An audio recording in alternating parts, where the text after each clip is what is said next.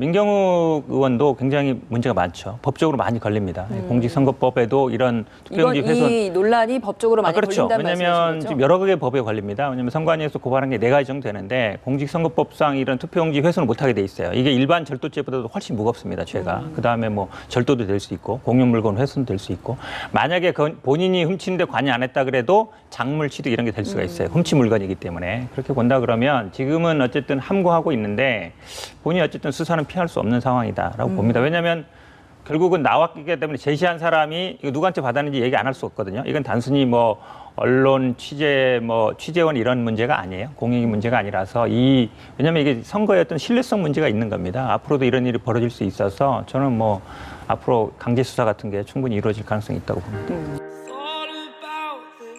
그 4.15 총선이 끝난 지가 이제 한 달 가까이 됐는데요.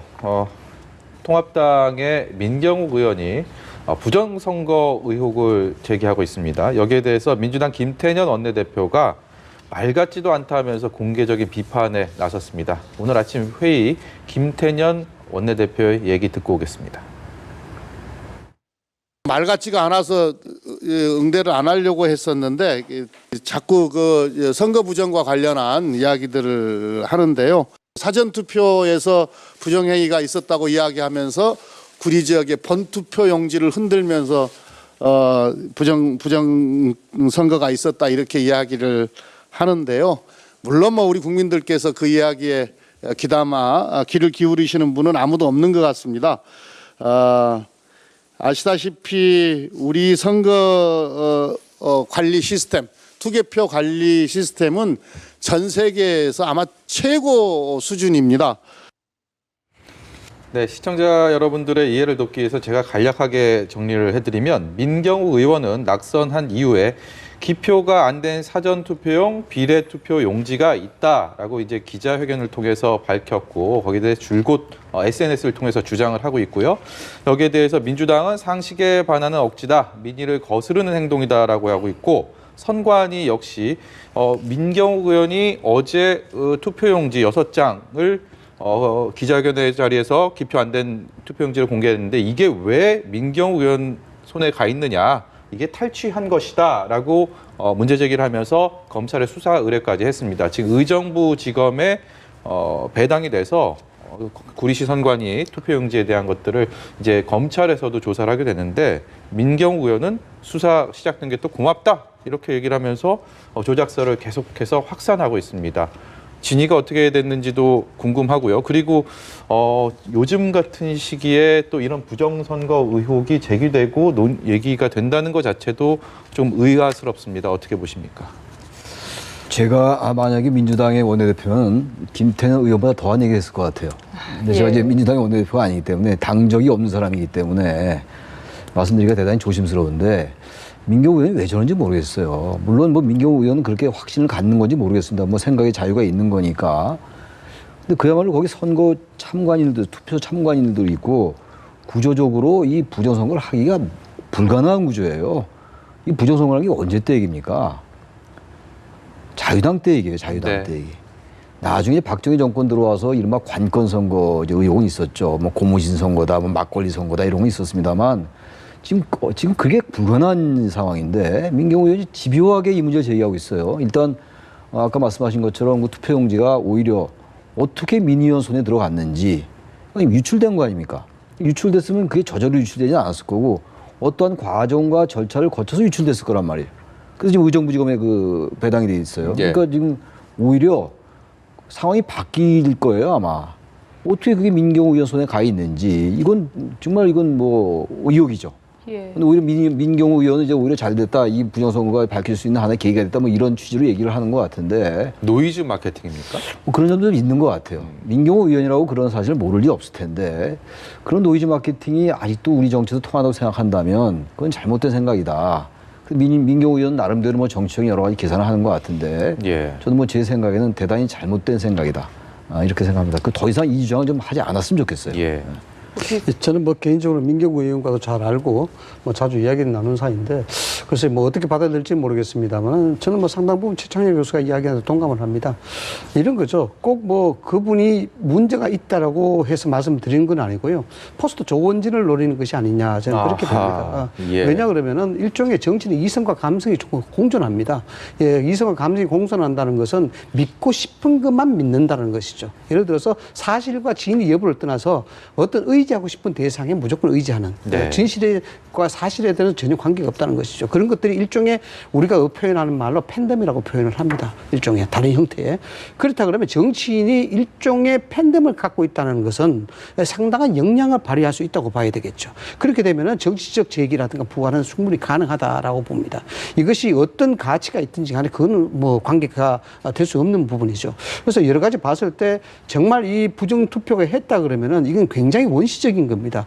소위 말해서 뭐 아프리카나 좀 비하하는 그런 발언에 대해서 좀 죄송합니다만은 예. 아주 후진국에서 나타날 수 있는 그런 사안이죠. 네. 그러나 역설적으로 봤을 때 이게 정말이라 그러면은 이 난리가 날 수밖에 없는 그런 사안이죠. 네. 무슨 우선적으로 선거관리위원회가 여기에 대해서 충분한 해명을 해줘야 됩니다. 왜 투표 용지가 그렇게 빠져나갔는지 이 부분도 어쩌면은 우리가 선진국이라고 이야기합니다만은 후진국적인 발상이거든요, 사건이거든요. 여기에 대해서도 선거관리위원회에서 명백한 어떤 그 해명이 나와야 되고 이런 것들이 나왔기 때문에 이런 의혹이 나오는 겁니다. 예. 객관성 없이 부풀려질 수밖에 없는 그런 상황이죠. 왜? 문제가 명확치 않으니까 그런 상황에서 또 다른 어떤 다른 형태의 정치 팬덤을 만들어지는 겁니다. 이렇게 된다 그러면은 통합당의 입장에서도 사실 굉장히 곤혹스러운 상황이 되는 거예요. 그런 상황이 될 수밖에 없지 않습니까? 왜냐 그러면은 이게 상징성과 일종의 영향성을 가지고 있는 겁니다. 그렇게 되면은 중도 진영의 외연 확장을 노리는 통합당 입장으로서는 통합당이 민경우 의원은 통합당 소속의 의원이고 물론 통합당의 상징성을 뭐 상당히 영향성을 가지고 있는 부분이기 때문에 또 이렇게 된다 그러면 결국 구태를 벗어나지 못한 정치적 행위를 하는 당 이렇게 기결이 될 수가 있거든요. 예. 그래서 상당히 문제가 될 수 있다. 네. 미래통합당 내 민경욱 의원 이야기를 좀 해보고 싶습니다. 부정선거에 대한 결정적인 증거다라고 하면서 투표용지를 하나 제시를 했는데 이게 논란이 되고 있습니다. 보니까 구리시 선관위에서 유출된 것이라고 했는데 민 의원 측에서는 투표용지 입수 경위에 대해서도 아직까지는 함구를 하고 있는 것 같아서 이 부분에 대해서 저희가 좀 어떻게 봐야 되는 것인가. 사실 선관위에서의 관리 소홀 문제도 충분히 짚어볼 수 있는 부분인 것 같거든요. 맞습니다. 어쨌든 뭐 유출된 건 맞고요. 그게 예. 구리시에서 나왔다 그러면 우리가 투표용지라는 건 기본적으로 뭐 남는 이게 이제 사전 투표가 아니라 본 투표라는 게 밝혀졌기 때문에 본 투표용지는 미리 인쇄하기 때문에 남을 수 있는데 그럼 남은 투표용지가 이렇게 외부로 유출될 수 있는 것인가 이 부분은 저는 따져봐야 된다고 보는데 근데 민경욱 의원도 굉장히 문제가 많죠. 법적으로 많이 걸립니다. 공직선거법에도 이런 투표용지 훼손 이 논란이 법적으로 많이 그렇죠. 걸린다는 왜냐하면 말씀이신 지금 거죠? 여러 개의 법에 걸립니다. 왜냐하면 선관위에서 고발한 게 4가지 정도 되는데 공직선거법상 이런 투표용지 훼손을 못하게 돼 있어요. 이게 일반 절도죄보다도 훨씬 무겁습니다. 죄가. 그다음에 뭐 절도도 될 수 있고 공용물건 훼손도 될 수 있고 만약에 본인이 훔치는데 관여 안 했다 그래도 작물 취득 이런 게 될 수가 있어요. 훔친 물건이기 때문에 그렇게 본다 그러면 지금은 어쨌든 함구하고 있는데 본인이 어쨌든 수사는 피할 수 없는 상황이다라고 봅니다. 왜냐하면 결국은 나왔기 때문에 제시한 사람이 이거 누구한테 받았는지 얘기 안 할 수 없거든요. 이건 단순히 뭐 언론 취재 취재원 이런 문제가 아니에요. 공익 문제가 아니라서 왜냐하면 이게 선거에 어떤 신뢰성 문제가 있는 겁니다. 앞으로도 이런 일이 벌어질 수 있어서 저는 뭐 앞으로 강제 수사 같은 게 충분히 이루어질 가능성이 있다고 봅니다. 통합당 내에서도 사실 이 민 의원의 이런 부정선거 논란에 대해서 부정적이고 비판적으로 이야기를 하는 목소리는 있었습니다. 현 상황 좀 어떻게 봐요? 많은 사람들이 우려하고 있습니다. 아까 말씀하신 것처럼 선관위가 이 문제를 잘못 관리하고 예. 또 선관위가 이 문제를 부추긴 그런 측면도 있고요. 그다음에 이 문제가 터지기 전까지 그 투표용지를 그러니까 빠져나간 사실 자체를 몰라서 수사 의뢰하는 이런 답답한 현실인데 근데 사실은 많은 분들이 21세기에 지금 대한민국에서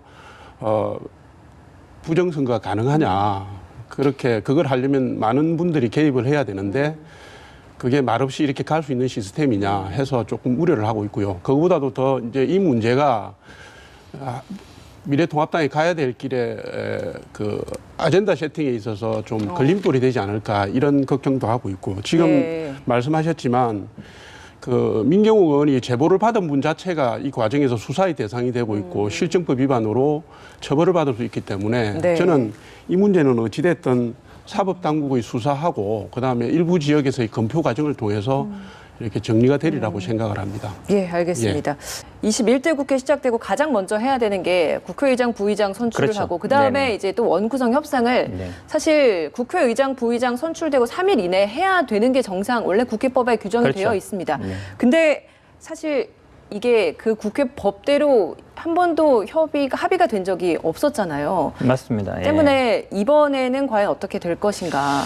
어떻게 원래는 이제 생각하세요? 5월 30일부터 심기가 시작이고요. 그래서 다음 달 이제 6일까지 하게 돼 있는데 별로 그렇게 안 돼 왔죠. 대부분 보면 40일 넘었던 것 같아요. 그래서 8월 넘어가는 경우도 있었는데 그 당시에 항상 보면은 문제가 이제 의장이나 부의장은 다수당이 되고 했기 때문에 별 문제가 아니었는데 상임위원장 배분과 관련된 게 예. 굉장히 이제 논란이 됐던 것 같아요. 그런데 그러니까 이게 어찌 보면 상임위원회 배분이 뭐 법에는 그냥 본회의에서 투표하게 돼 있어요. 그런데 이게 어찌 보면 그동안 이제 13대 때, 그러니까 예. 여소야대가 되면서 88년이죠. 그때 여소야대가 되면서 합의가 안 되는 거예요. 합의가 안 되다 보니까 그러니까 어찌 보면 여소야대가 되다 보면서 여당이 전부 해오던 게 야당으로 전부 넘어가게 생겨서 그러면은 합의하에 하자 이래서 이제 합의해 왔던 건데 이번에는 제가 보기에 좀 달라질 가능성이 있을 것 같아요. 왜냐하면 저희 당에서도 이게 예를 들어서 지금까지 관행적으로 야당이 해왔던 17대부터 야당이 해왔던 법사위라든지 예결위 같은 경우를 야당 몫으로 인정을 해줬는데 꼭 그럴 필요가 있느냐 이런 얘기들이 있거든요. 그리고 법에는 본회의에서 투표하게 돼 있는데 예. 본회의에서 투표할 수 있는 거 아니냐. 이게 결국은 저는 아마 미래한국당과의 통합 문제도 좀 걸려 있는 것 같아서 네네. 미래한국당과의 통합이 빨리 이루어진다 그러면 제가 보기에 아마 원구성 협상이 빨리 될 텐데 통합이 좀 늦어진다. 그러면 저는 아마 원구성 협상이 늦어질 수도 있고 아니면 그냥 본회의 표결로 갈 수도 있다라고 봅니다. 단순히 이게 기선제압용 표현들이 아니라 실제로 이걸 또 행동에 옮길 수도 있다라는 게 민주당의 현재 실제로 기류라는 그런 건가요? 기류들이 있습니다. 그리고 법사위와 지금 법사위만 논쟁이 되고 있는데 예결위 같은 경우에도 어찌 보면 뭐 법사위 예결위 꼭 왜 야당이 해야 되느냐 이런 얘기들이 있거든요. 저는 그래서 이 통합 문제가 물론 걸려 있긴 한데 이 부분에 대해서 늦어질수록 저는 아마 원칙대로 갈 가능성이 더 많아진다라고 보고 있습니다. 예, 단순히 기선제압용이 아니라 실제로 이런 부분을 또 강행할 가능성도 있다라고 합니다. 통합당 좀 어떻게 보고 계세요? 김태년 의장께서 상임위 예. 구성 문제를 본회의에서 표결로 할 수 있다고 그런 말씀을 하셨는데 사실 이 내용은 예전에 18대 국회인가요? 이 비슷한 현상이 있었습니다. 그때는 소수당이었던 민주당이 엄청나게 반대를 했어요. 아까 지금 말씀하신 것처럼 13대 국회 때 1988년부터 법사위를 야당이 맡아왔습니다. 20년이 넘은 국회 협치의 구조고 합의 구조고 그다음에 집권당과 행정부의 독주를 견제하기 위한 견제하고 균형을 이루기 위한 합의 모델입니다. 이 부분들을 지금 독단적으로 깨겠다는 것은 21대 국회를 험난하게 이끌고 가겠다라는 예. 그런 의도로 읽혀지거든요. 네. 저는 어쨌든 이번 총선에서 민주당이 이겼지만 41%에 해당하는 국민이 미래통합당을 지지했다는 부분들을 좀 존중해서 외주의 모델로 갔으면 좋겠다고 생각합니다.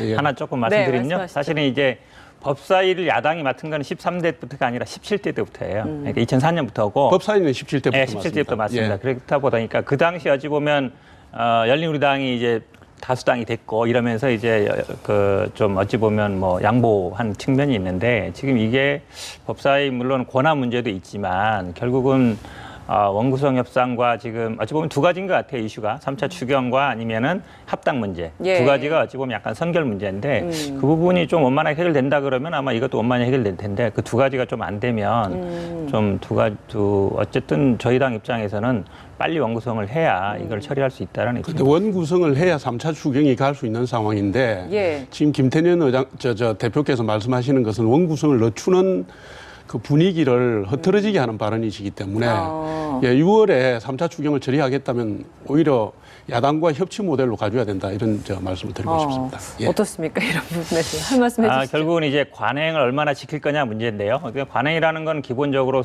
서로 간에 어쨌든 그동안 이루어졌던 것에 대한 평가라도 있어야 되는 것 같은데요. 지금 말씀처럼 이제 아마 야당에서는 이걸 약간 무기로 삼을 것 같아요. 니들이 추경을 빨리 해야 되는데 추경하려면 원구성이 돼야 된다. 원구성 안 되면 추경 늦어지는 거 아니냐. 그러니까요. 그걸 이제 무기로 아마 협상을 하실 것 같은데요. 아마 그건 제가 보기에 국민들한테 별로 안 좋게 보일 것 같아요. 지금 이제 1차 추경은 소상공인이었고 2차 추경 우리 긴급재난지원금 받은 거였는데 3차 추경은 아마 대기업이라든지 아니면 기업 지원인 것 같아요. 지금 일자리 문제가 심각하기 때문에 네. 그럼 일자리 문제를 어찌 보면 일자리 문제를 가지고 국민들의 일자리 문제를 가지고 원구성 협상의 카드로 쓰는 거기 때문에 옳지 않다라고 보고 있습니다. 지금 국회 민주당에서 민주주의를- 네 말씀하세요. 아니, 국회 민주주의는 대한민국 민주주의의 근간이거든요. 근데 그 부분을 지금 저희가 카드로 써서 압박하는 것처럼 말씀하시는 건 적절하지 않고요.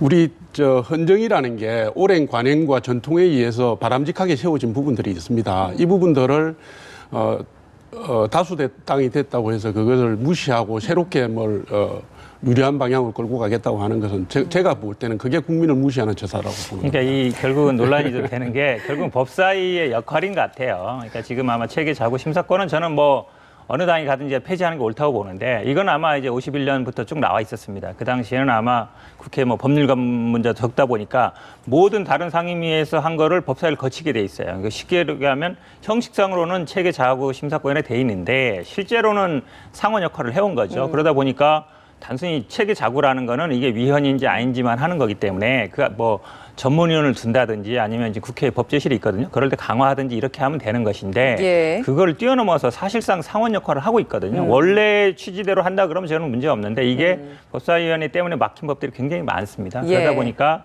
법사위가 마치 다른 상임위들의 위에 있는 그러니까 상임위의 상임위, 사실상 상원 같은 역할을 하고 있어서 예. 그 문제도 관련된 거기 때문에 그 권한 문제도 반드시 이번에는 그것도 어찌 보면 관행상 해온 거거든요. 예. 법에는 체계 자구 심사로만 돼 있는데 실질적으로는 법 내용까지 봤단 말이죠. 그러니까 그 관행이라는 거는 옳고 그름을 따져봐야 되는 것이지 관행으로 해왔기 때문에 그대로 인정해야 된다. 이건 아니라고 봅니다. 알겠습니다. 지금 민주당에서 꼭 사수하고자 하는 상임위원장직이 그럼 법사위 그리고 예결위 이 두 가지입니까?